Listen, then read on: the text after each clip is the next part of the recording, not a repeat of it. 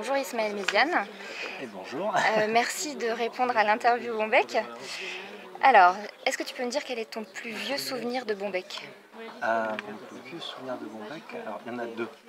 C'était des gros Bombec que j'ai vus, c'était Titeuf et Dragon Ball. Et c'était des BD qui m'ont donné envie de faire de la bande dessinée en fait. D'accord. Voilà, c'est un truc que j'ai beaucoup aimé et qui m'a transcendé en fait.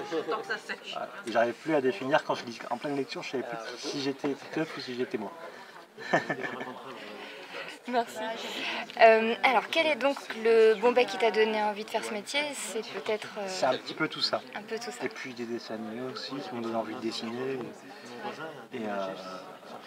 Et voilà, je suis très content moi, d'être dans la bande à chaud parce que c'est de la lecture que j'avais étant gamin, c'est ce que je lisais. Je lisais les premiers Titeuf et tout ça. Et oui, je t'ai parlé du Dragon Ball tout à l'heure, mais il n'y a pas que ça, il y avait les Chevaliers du Zodiac aussi. Enfin voilà, c'est les bandes dessinées qui m'ont donné envie. Ton dernier Bombec, la dernière lecture ou autre chose qui t'a marqué?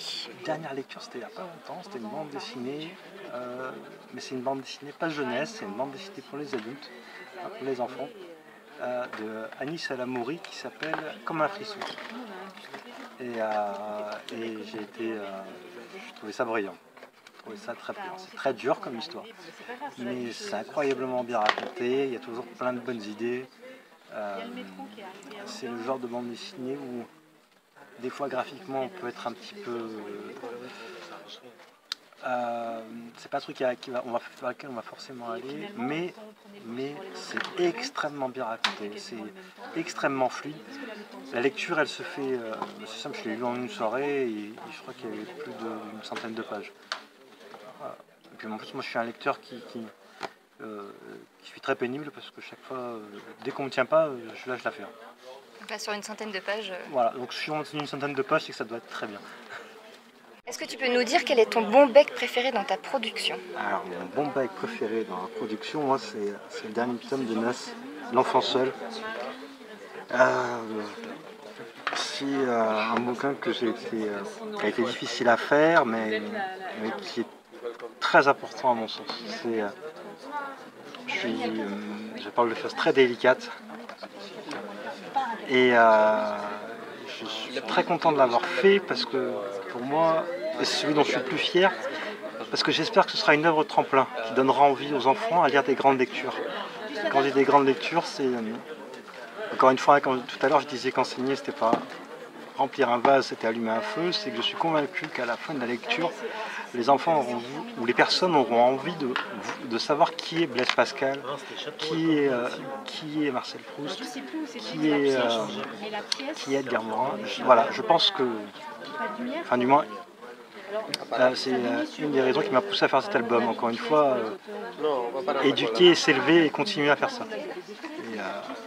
Et voilà.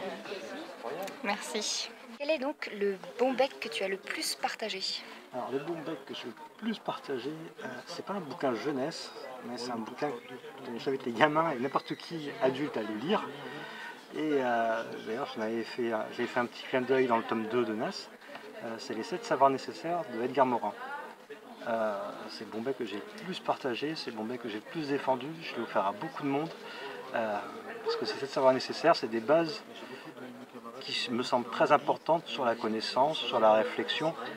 Et en fait, c'est Bombec qui me semble important parce que ça t'apprend non pas à... Juste une petite...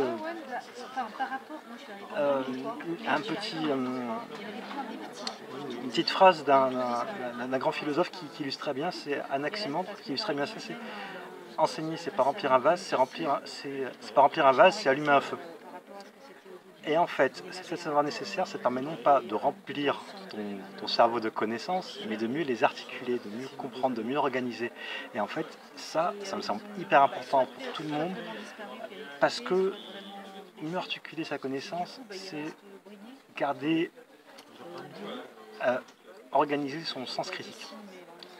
Et c'est évidemment extrêmement important pour la jeunesse, mais pour les adultes, ce que les adultes ont tendance à oublier, c'est continuer à s'éduquer. Voilà. C'est mon très très très gros coup de cœur. Peut-être qu'avec cette réponse, tu vas encore faire profiter d'autres personnes. Donc en parlant de Bombec, quel est ton bonbon préféré? Mon bonbon préféré. Ta gourmandise. Ah mon Dieu, je suis un gros fan de chocolat. Et vraiment, vraiment, c'est addictif. C'est vraiment addictif. Je crois que c'est limite un anxiolytique. Un anxiolytique, c'est un médicament qui te, comme il y a des enfants qui écoutent quand même, qui te réconforte. Moi, je suis un gros fan de chocolat. D'ailleurs, j'en achète le moins possible. Pour éviter de succomber. C'est ça. D'accord. Donc des bonbons, il y en a toutes sortes, des caramels, des sucres d'orge, des bonbons au miel et bien sûr les bêtises. Est-ce que tu peux nous raconter une de tes bêtises d'enfant? Une bêtise d'enfant très rigolote qui m'est arrivée.